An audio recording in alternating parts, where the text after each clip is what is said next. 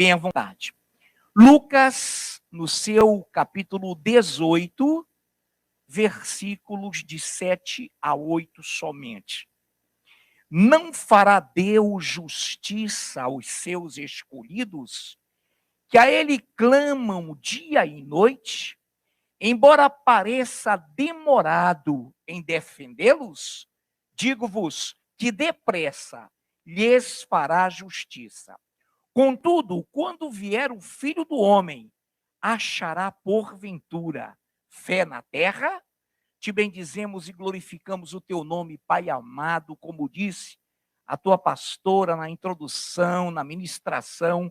Tu és o nome que estás acima de todo nome, o nome que está posto como o maior nome, e por isso nós te adoramos e te cultuamos e queremos que as mesmas bênçãos que atingiram, que fizeram com que se reunissem 2 ou 3 pessoas aqui, tivessem 5 minutos de oração, a ministração tremenda, os lindos e tremendos louvores também. Agora, Pai, capacita-nos, unge-nos, para que possamos desenvolver, junto com a igreja, a percepção, aquilo que tu queres nos falar.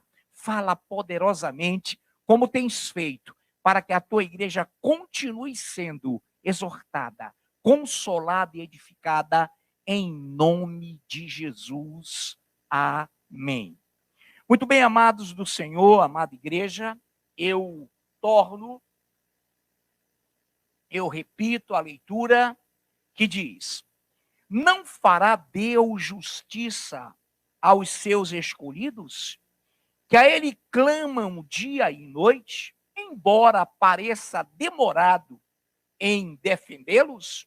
Digo-vos que depressa lhes fará justiça.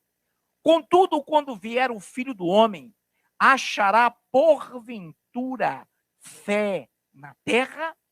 Essas palavras do próprio Jesus Cristo ecoaram fortemente no coração de seus discípulos, e até hoje, quando lemos a palavra de autoria do Espírito Santo de Deus, essa palavra poderosa também ecoa, retumba em nossos corações e nos dá alento.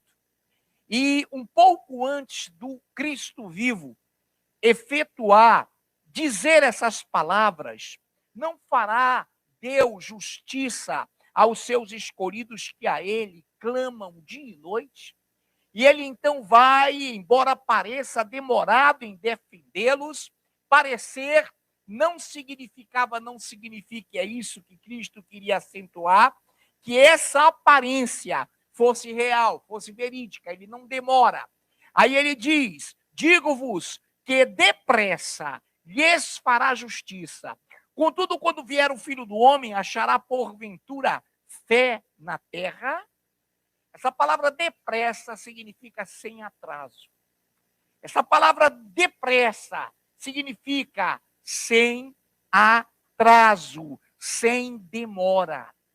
Então, o nosso Deus, o Deus vivo, não se atrasa, não demora. Muito pelo contrário, ele não quer que nenhum se perca de todos quantos o adoram, de todos quantos o seguem mediante sua palavra.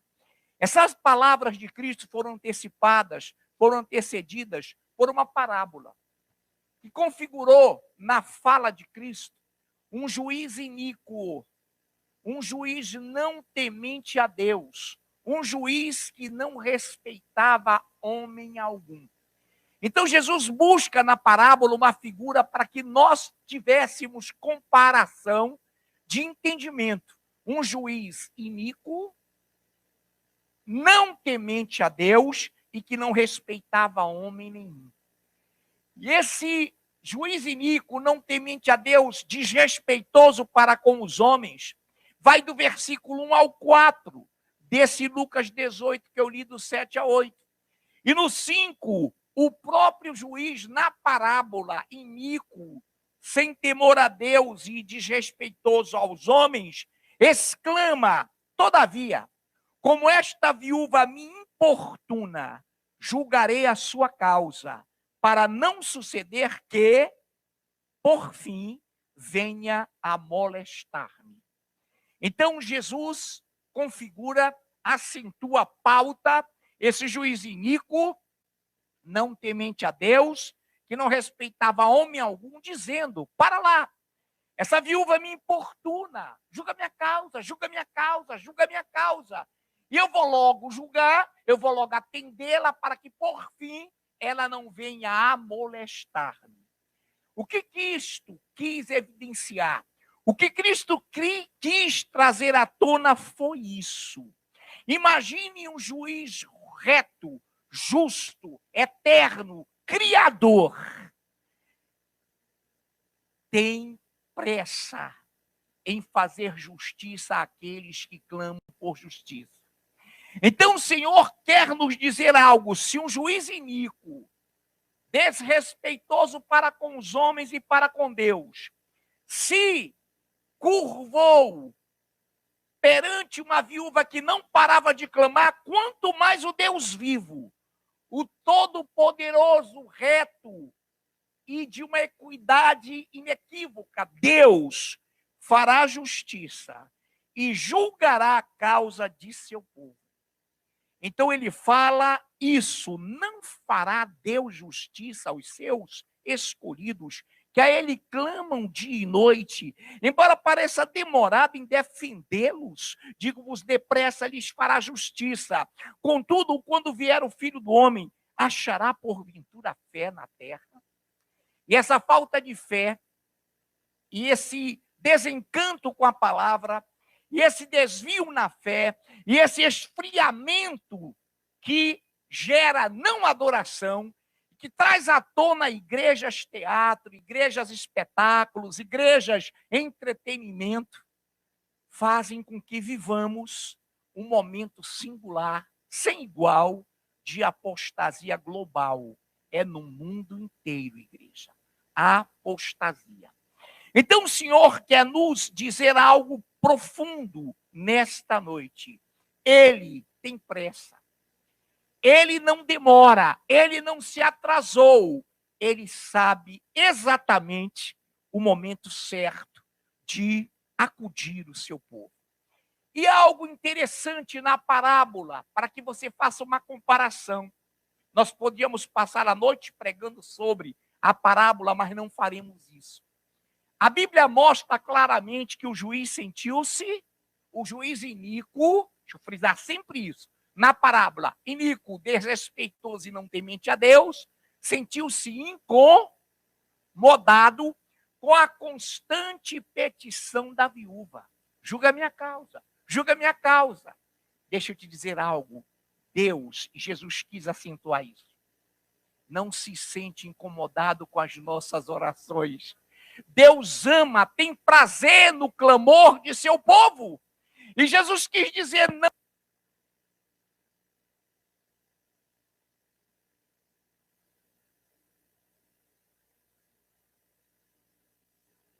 Meu amado, não se preocupe, igreja, que a oração que vocês fazem é ouvida e o vosso Pai fará justiça. O vosso Pai, depressa, sem atraso, sem demora, vos fará justiça.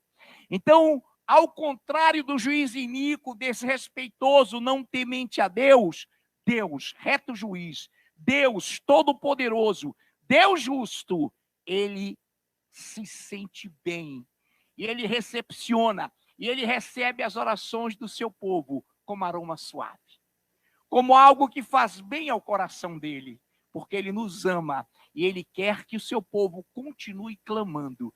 Ele quer que o seu povo continue buscando e clamando para que ele venha, para que ele faça justiça à sua igreja, porque ele é fiel. Nessa noite, portanto, amados do Senhor, essa comparação inicial nesta parábola nos traz lições simples, profundas, maravilhosas. Deus não se incomoda, Deus não se irrita, ele tem prazer no clamor do seu povo. Deus não se atrasa, Deus não demora, e ele ouve as orações do seu povo. E parece, aparentemente, pelo andar do ciclo, pelo movimento secular mundano, a presença ou a proposta da vinda dele parece distante, mas ele diz assim: Muito pelo contrário. Embora pareça demorado, ele tem pressa. E ele virá. E ele vos fará justiça. Aí ele coloca uma indagação tremenda. Contudo, quando vier o Filho do Homem, achará porventura fé na terra? E é esse momento em que vivemos na mais completa plenitude. A apostasia sempre houve, igreja, ao longo dos séculos. Ao longo das gerações, a apostasia sempre aconteceu. Mas a nível global, vamos já ver, a nível geral, na plenitude geográfica da extensão terrestre, essa é a mais intensa e última apostasia que vivemos, que vivenciamos e que enfrentaremos. Pode ter certeza disso. Então eu quero ir com a igreja para uma leitura muito conhecida. Não lerei todo o capítulo para que não demoremos, para que não percamos o foco necessário. Aqui, Mateus 24, de 9 ao 12. Preste bem atenção. Mateus 24, de 9 ao 12. Então, sereis atribulados e vos matarão. Sereis odiados de todas as nações por causa do meu nome.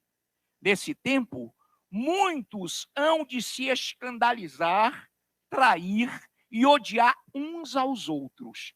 Levantar-se-ão muitos falsos profetas e enganarão a muitos. E por se multiplicar a iniquidade, o amor se esfriará de quase todos. Olha que coisa gloriosa, para que você atente nos detalhes. O Senhor, no capítulo 24, ele começa a discorrer sobre o princípio das dores. Terremotos, tremores, a mesma coisa, mortes, fome, miséria. Ele começa a discorrer sobre o princípio das dores. E a partir do versículo 9, ele traz um termo, ele traz um significado, ele traz algo surpreendente. Então, uma construção adverbial de continuidade. Ele diz, olha, o princípio das dores. Então, nunca perca de vista, igreja, o Senhor quer que tu entendas isso, que todos os sintomas do princípio das dores continuariam. Porém, quando ele diz então, significa, quero repetir isso, então, continuidade, sequência, nesse ou naquele tempo, em tal caso, nessa situação, nesse clima, nessa atmosfera, construção adverbial de tempo e modo, então, sereis atribulados e vos matarão. Alguém diria, pastor, ao longo de toda a história, ao longo dos patriarcas, ao longo de todas as gerações, os cristãos foram mortos. No Velho Testamento, profetas foram mortos. Na Idade Média, mártires do Coliseu Romano. Foi uma atrocidade. Foi algo de matança geral. Jogadas às feras os cristãos, cerrados, degolados, enforcados. Sempre houve isso. Sempre houve isso. Porém, o Senhor quer destacar esse então. Então, sereis atribulados e vos matarão. Ou seja, hoje, igreja, hoje, preste atenção nisso, hoje, lá pela banda do Oriente, lá pela banda asiática, lá pela banda onde reinam facções terroristas, cristãos são mortos como quem bebe água. Pessoas são executadas. Você viu a fuga do Afeganistão, você viu a ingerência de grupos terroristas ali, cristãos fugindo, outros sendo executados. Escute algo, então sereis atribulados. Ou seja, na continuidade, na propagação, acendeu um pavio lá, começou a tocar fogo numa floresta. Então sereis atribulados e vos matarão. Acresça aí o entendimento como nunca antes.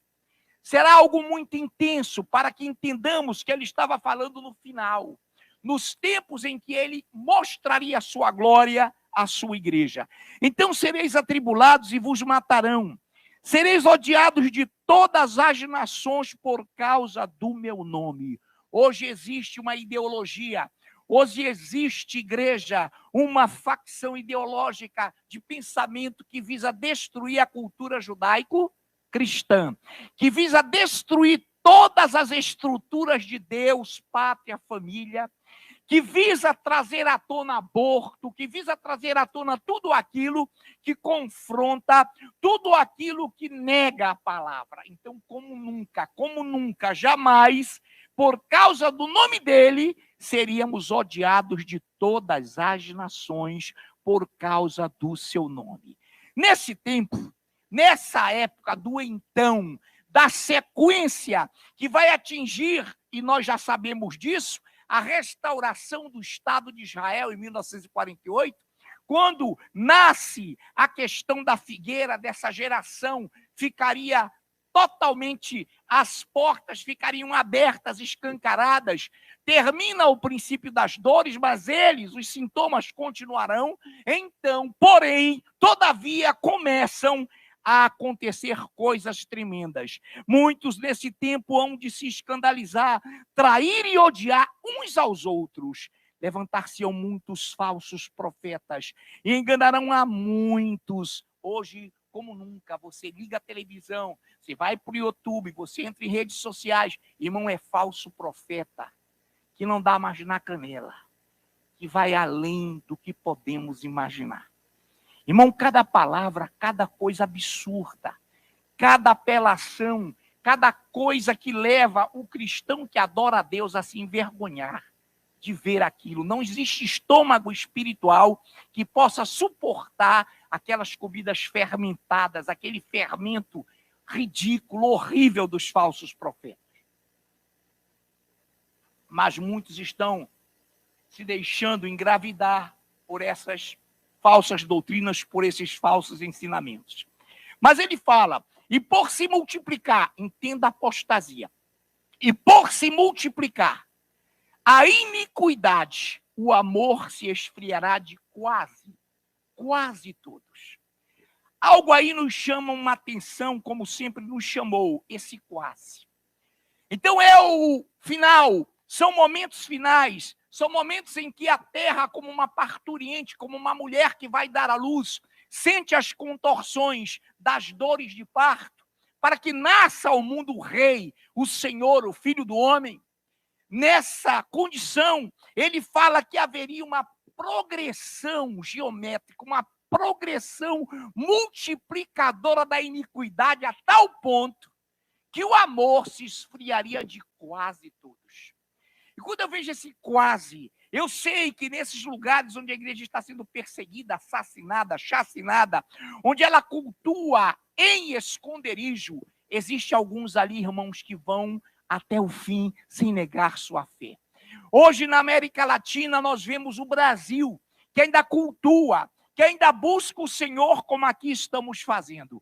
Hoje, neste mundo, temos um Brasil que foi e é o único país da América Latina que ainda não foi totalmente dominado pela doutrina marxista, leninista, maoísta, comunista. Ainda não foi. Está resistindo sob os fortes clamores da igreja. Então, eu disse isso aqui num certo momento, algo que tive que pesquisar porque viviam colocando, e eu comecei a ver, a investigar se aquilo era real, cheguei à conclusão de que era, e fui no informativo e era, de fato, lá atrás, Billy Graham disse que o Brasil seria, no momento da intensa apostasia, o país do avivamento. E eu creio que esse quase está no Brasil também, o país do avivamento. Nós sabemos que o Senhor tem feito maravilhas no meio do seu povo. Tem feito coisas lindas em meio a esse momento de luta contra os valores, princípios judaico-cristãos, nesse momento em que se velozmente e ferozmente se investem contra a palavra, existe um povo que clamou, que resistiu e que está enquadrado lá nos Salmos 94:16. Quando o Senhor diz, quem se levantará a meu favor?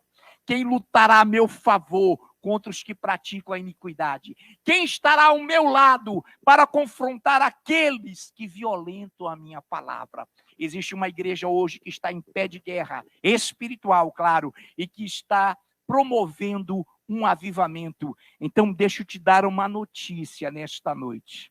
O teu amor por Cristo não esfriará. O teu amor por Cristo, igreja, não vai esfriar. A não ser que nós queiramos que ele esfrie. A não ser que nós queiramos nos alimentar de pratos imundos, de pão imundo, seremos levados à apostasia. Porém, se não o fizermos, temos todas as condições de resistir e de dizer não. Só o Senhor é Deus. Como ele disse, perseveraremos até o fim. Vamos perseverar até o fim. Então sereis atribulados e vos matarão. E aqui no final, e por se multiplicar a iniquidade, o amor se esfriará de quase todos. Não se deixe esfriar. Resista, persista, persevere. Porque o avivamento está no teu coração. Está no meu coração. Quando nos reunimos e quando congregamos, esse avivamento, esse amor se multiplica.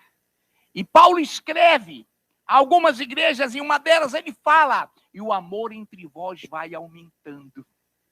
De sorte que eu falo de vós entre todas as igrejas que eu vou, referindo-se ele a Tessalônica. Amados do Senhor, atente para isso. Deixa eu lhe dar uma notícia. Estamos num momento, aqui na palavra, onde estamos chegando no momento conclusivo, numa rota, num caminho de concluirmos o que estamos falando. Preste atenção no que eu vou lhe dizer. Existem vídeos. Eu pensei na possibilidade de colocar um aqui, histórico, jornalístico, de uma mídia não vermelha, mas de uma mídia saudável, mas íamos tomar muito tempo. Deixa eu lhe dizer algo que está acontecendo agora no mundo inteiro. Atenção. Guardadas as proporções geográficas, territoriais, populacionais e econômicas, existe uma inflação global. Quem já ouviu isso? Eu já ouvi e vi 3 vídeos interessantíssimos sobre o aumento de preços em todo o globo, em todo o planeta. Quero repetir. Guardadas as proporcionalidades geográficas, territoriais, populacionais e econômicas, existe uma inflação global. A crise alimentar é de proporção internacional. O maior produtor do mundo de carne, de alimentos, de cereais, enfim, é o Brasil. E um país que está à míngua de alimentos é a China. E um país que quer a todo custo subtrair, sugar, não só ela, mas com outros, esse continente, esse lugar continental que é o Brasil, é a China. Mas não é o povo que é maravilhoso. Não são os chineses que nós amamos, que são vítimas de um PCC, de um comando ideológico que os escraviza. Não, não é a China país, é a China comunista. Então, olha lá, nesse momento, quero lembrar a igreja de que em Apocalipse 6:6, é registrado um período de escassez sobre a terra, ferindo o trigo e a cevada como principais produtos à época do agronegócio, fundamentais à época. E lá no texto ele diz: sobreveiam, dominem, segurem, preservem o azeite, que é o óleo, o azeite e o vinho. E nesse texto de Apocalipse 6:6 é registrado um momento de crise alimentar em todo o planeta. Essa escassez, igreja, será intensificada, será dimensionada, será superdimensionada na grande tribulação. E é por isso que na grande tribulação a igreja não estará mais na terra. Será subtraída, será raptada, será levada, arrebatada antes desse momento. E é por causa deste momento que a marca da besta vai vigorar, para que todos possam comprar e vender, senão que tenham a marca da besta, porque a população vai diminuir, a população está diminuindo, vocês sabem os critérios, vocês percebem claramente os critérios que estão sendo usados para que haja um abatimento populacional. Isso é bíblico, igreja. Porém, quando tu falas isso, os que ignoram a teologia, a história real, dizem fake news. Deixa eu te dar uma notícia. Quando acontecer o arrebatamento, será o maior fake news da história global. Toda essa mídia vai cair de pau. Mentira. Não foi, não.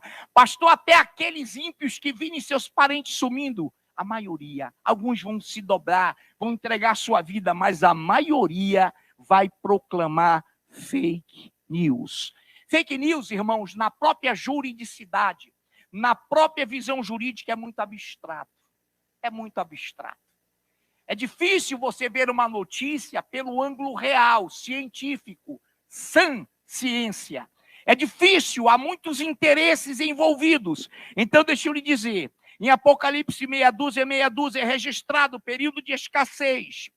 Essa escassez só acontecerá intensamente, já está aí, na grande tribulação. Portanto, nesse período, a igreja não estará sobre a terra. Em Daniel 11:37, parte A, não terá respeito aos deuses de seus pais, nem a desejos das mulheres. O anticristo, como já está acontecendo no continente asiático, em alguns países, ele promoverá uma profunda e um profundo processo de controle de natalidade. Que é o desejo da mulher, a maternidade. Qual é o principal desejo de uma mulher? É de dar à luz. E ele, diz a Bíblia, não terá respeito por isso.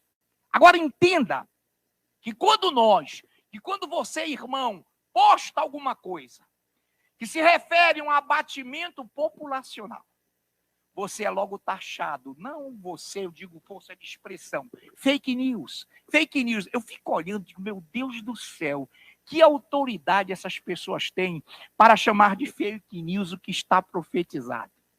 Quando Jesus voltar e arrebatar a sua igreja, quero frisar mais uma vez isso, a imprensa vermelha vai dizer fake news. Mas nós estaremos lá no céu, na verdade celestial, e o Senhor voltará com poder e grande glória com a sua igreja de volta dentro da grande tribulação para exercer justiça entre os povos. Então ele controlará o desejo das mulheres. Agora, atenção. Imagine isso, igreja amada do Senhor. Está vendo essa crise agora?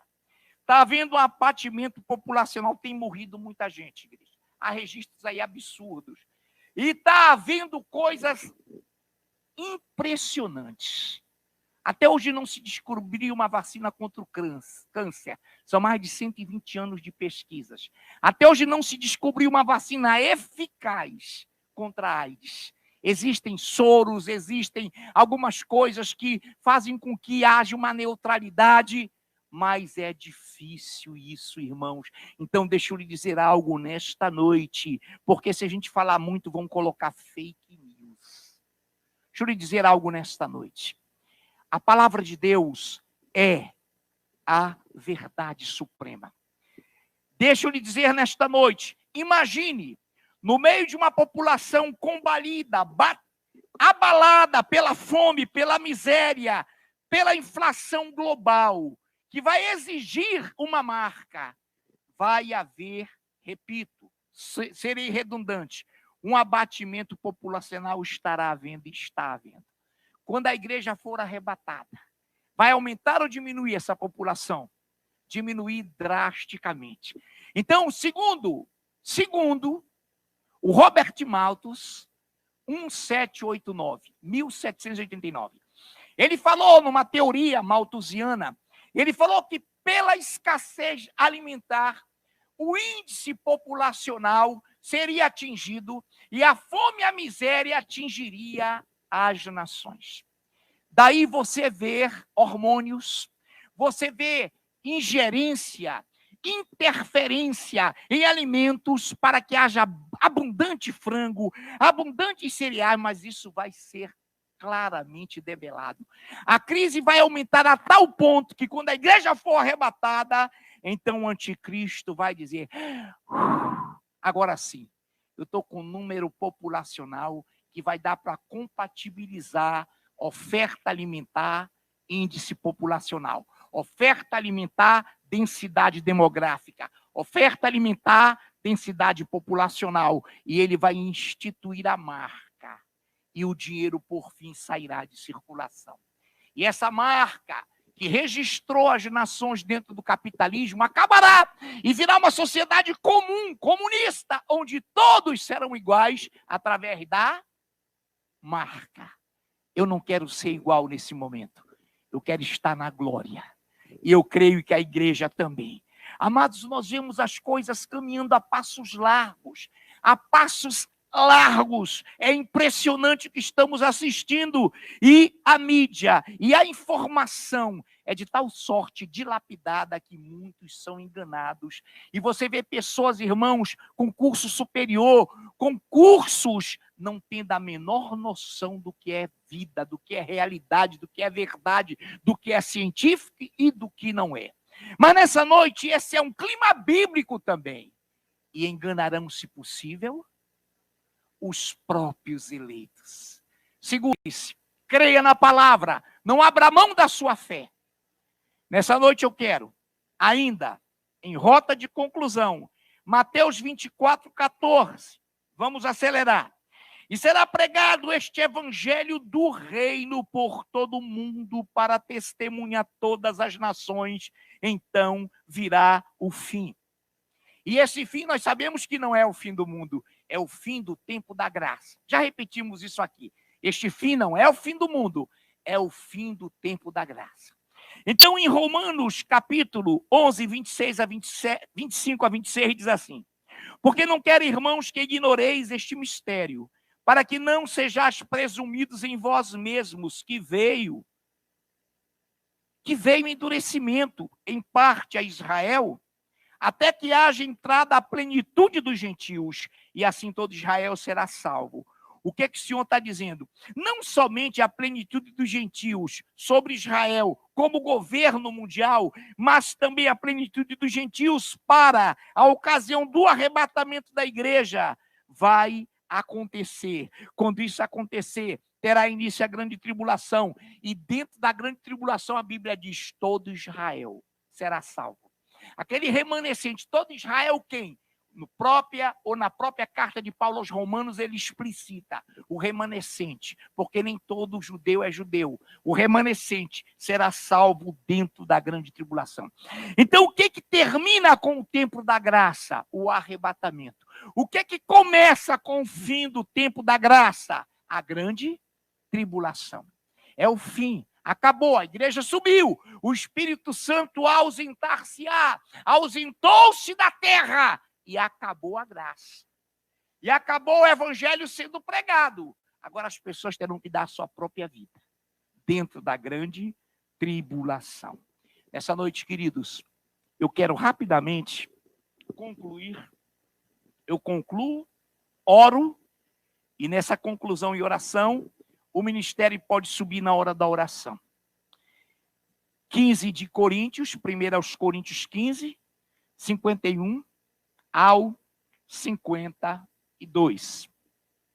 Eis que vos digo o mistério: nem todos dormiremos, nem todos morreremos, mas transformados seremos todos. No momento, no abrir e fechar de olhos, ao ressoar da última trombeta, a trombeta soará, os mortos ressuscitarão incorruptíveis e nós seremos transformados. Aplauda o teu Deus, porque a hora é essa, a apostasia é agora. Não durmamos. Todo-Poderoso Deus, esses aplausos são teus. Tu os mereces, Senhor, porque Tu és adorado. Tu és adorado. Nesse momento eu te glorifico enquanto o ministério de louvor possa se deslocar. Capacita-nos e unge-nos para que estejamos preparados para enfrentar, Senhor, tudo o que está acontecendo. Vai se intensificar a perseguição, A mentira é tida como verdade, o doce é colocado como amargo. Aí daquele, diz Isaías, que coloca o doce como amargo, a luz como as trevas, e que distorce as verdades de Deus. A hora da vingança, Pai, vai chegar. A hora da vingança vai chegar. E nós vamos ver, Pai, que negacionistas são que negam a Tua palavra. Que negacionistas são que negam Deus vivo. Que negacionistas são os que negam a verdade. Mas nós somos teus adoradores. A tua igreja te ama. A tua igreja te adora. Não cansemos de aplaudir. Vamos aplaudir esse Deus?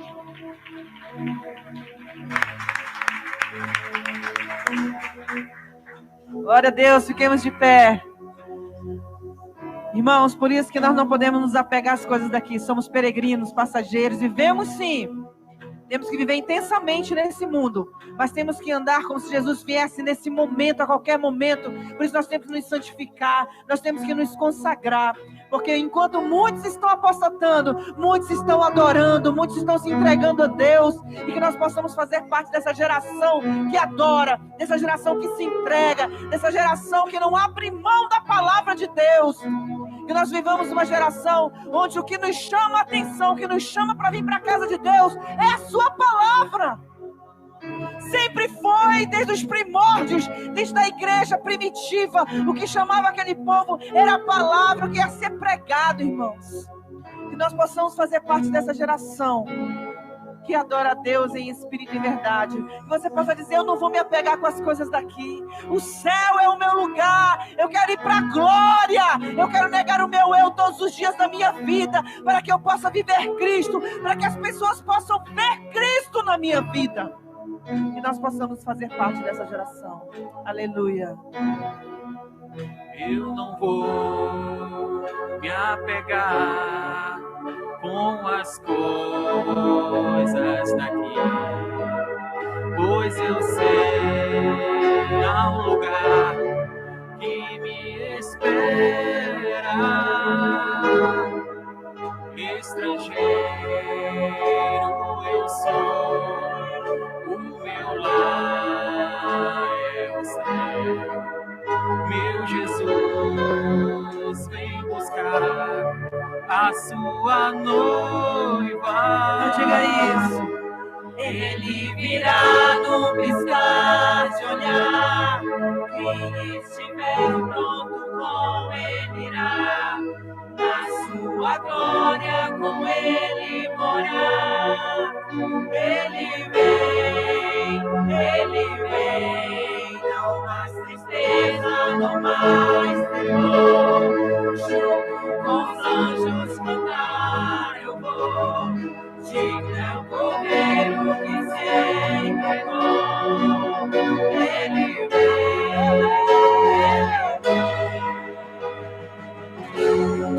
Glória a ti, Senhor, ao único que é digno de ser adorado, de ser reverenciado. Tu és o Deus da nossa salvação. Glória a Deus. Diga mais uma vez: ó Senhor Jesus.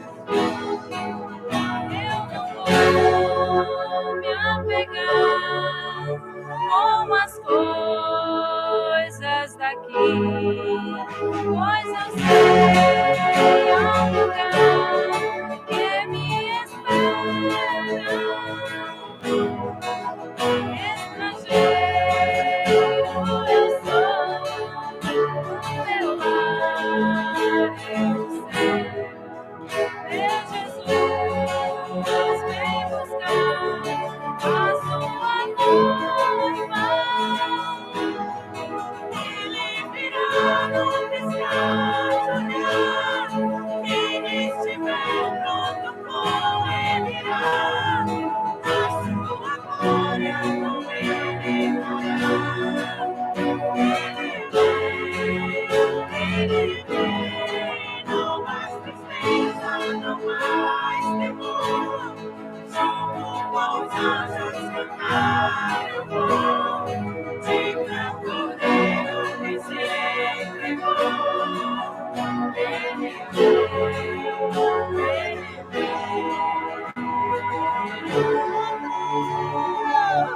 Você crê? Ele irá buscar um povo que o adora, que está rendido aos seus pés, que tem gastado os seus dias servindo a Deus. Aleluia, Senhor!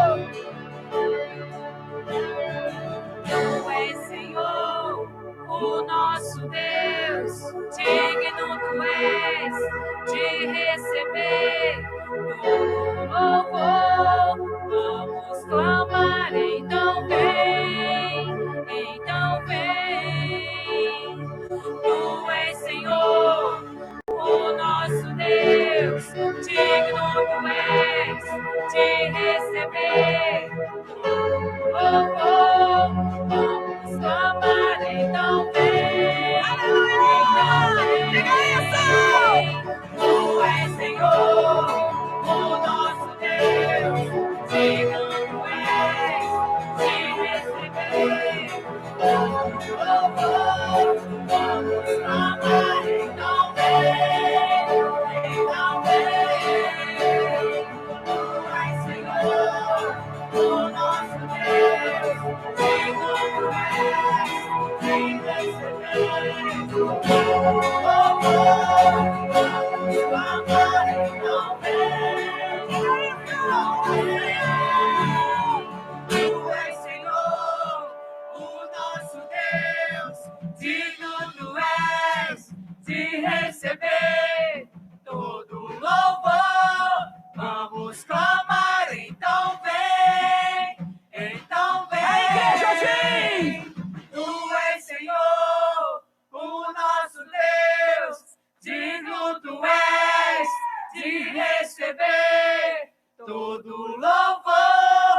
Vamos clamar, então vem, então vem. Tu és, Senhor, o nosso Deus, digno tu és de receber todo louvor. Vamos clamar, então vem, então vem.